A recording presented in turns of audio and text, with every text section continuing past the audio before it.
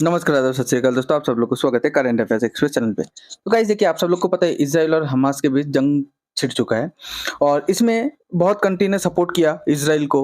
और यूएई जैसे कंट्री जो मुस्लिम कंट्री है, जो इज़राइल को सपोर्ट किया कि जनरली मुस्लिम कंट्री और यूएसए के बीच इज़राइल के बीच हमेशा तनातनी लगे रहा है सालों से। इंडिया ने सपोर्ट किया, यूएसए ने भी सपोर्ट किया, पर रशिया अभी तक चुप थे। तो रशियन प्रेसिडेंट व्लादिमीर पुतिन देखिए क्या बोला है।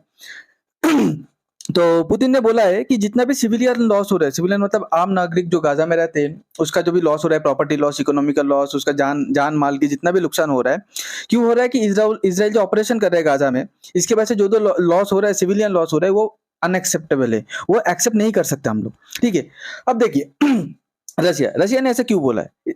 ये जो पर्सन है इसका नाम है रमजेन कैदिरोव। ओके, सॉरी अगर प्रोनाउंसिएशन पे कुछ गलती हो गया तो। ओके, तो इसका नाम है रमजान कैदिरोव। तो रमजान जो कैदिरोव है, ये देखिए, ये एक रशियन पॉलिटिशियन है। मैं आपको पहले दिखा देता हूँ। देखिए, ये आपका 1 सेकेंड। हाँ, ये देखिए, ये क्या है, आपका एक रशियन पॉलिटिशियन है। ओके, और रशिया का एक एरिया है, उसका नाम है चेचन। ओके, ये जो चेचन जो रिपब्लिक एरिया है, ये रशिया से एक टाइम पे अलग होना चाहता था। तो उसके बाद ये जो लीडर है, ये वो चेचन एरिया का हेड है और ये व्लादिमीर पुतिन का बहुत बड़ा सपोर्टर माना जाता है। ठीक है, तो और ये चेचन का हेड है, तो इसको नाखुश नहीं कर सकते। ऐसे भी आज रशिया में व्लादिमीर पुतिन के अगेंस्ट पे बहुत एंटी व्लादिमीर पुतिन फोर्स खड़ा हो रहा है, जो व्लादिमीर पुतिन को एक्सेप्ट नहीं करते। तो ये जो चेचन है, एक उन चुनिंदा लीडर में से एक ऐसा बड़ा लीडर है। ठीक है, ये जो रमादान कादिरोव है, जो चेचन का हेड है, ये व्लादिमीर पुतिन को सपोर्ट करते हैं और इन्होंने क्या किया, पैलेस्टीनियन को सबसे मतलब खुल कर सपोर्ट किया। ठीक है, अब ये इजराइल के अगेंस्ट में नहीं है। चेचन ने क्या बोला है कि हम लोग पीस कीपर भेज सकते हैं पैलेस्टीनियन को। ये नहीं बोले हम लोग हमास के खिलाफ लड़ेंगे, क्योंकि सबको पता है हमास ने जो किया गलती किया है। ठीक है, इजराइल के ऊपर अचानक अटैक करके।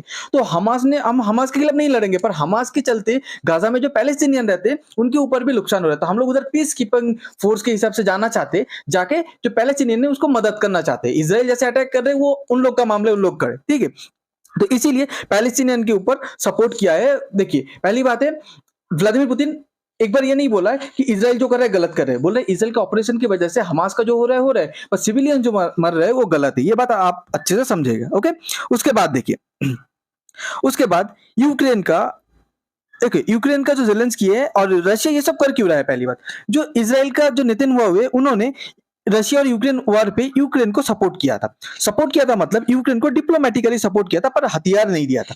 अब एक बात देखिए, पूरा वेस्ट, यूएसए, ये किसको सपोर्ट करते हैं, यूक्रेन को। इजराइल एक वेस्ट का सबसे बड़ा एलाई है, तो इजराइल चाह के भी रशिया को सपोर्ट नहीं कर सकता, तो इसीलिए इजराइल यूक्रेन को सपोर्ट किया था। तो रशिया ये भी दिखाना चाहते हैं कि जैसे तुम थोड़ा बहुत हम लोग को सपोर्ट ना करके यूक्रेन को सपोर्ट किया, तो हम लोग भी इनडायरेक्टली थोड़ा बहुत आपको ना सपोर्ट करके पैलेस्टीनियन या हमास को सपोर्ट करते हैं। रशिया ऐसा दिखाना चाहते हैं। ओके, उसके बाद ये सब कुछ हो जाने के बाद जो जेलेंस्की हमेशा चाहता है कि रशिया को, पुतिन को कैसे विलेन बनाया जाए सबके सामने। तो ये सब कुछ, ये अपॉर्चुनिटी को अच्छे से सेंस करते हुए जो जेलेंस्की है, जो यूक्रेन का प्रेसिडेंट है, तो उन्होंने क्या बोला कि देखिए रशिया हमास को सपोर्ट कर रहे हैं और जो हमास इजराइल के ऊपर अटैक किया वही हमास को रशिया सपोर्ट कर रहे हैं, मतलब रशिया टेररिस्ट को सपोर्ट करते हैं। तो देखिए व्लादिमीर पुतिन कितना ज्यादा डेंजरस है। इसीलिए सबको ये बोलना चाहते हैं कि व्लादिमीर पुतिन जो यूक्रेन के ऊपर हमला किया है वो भी गलत है।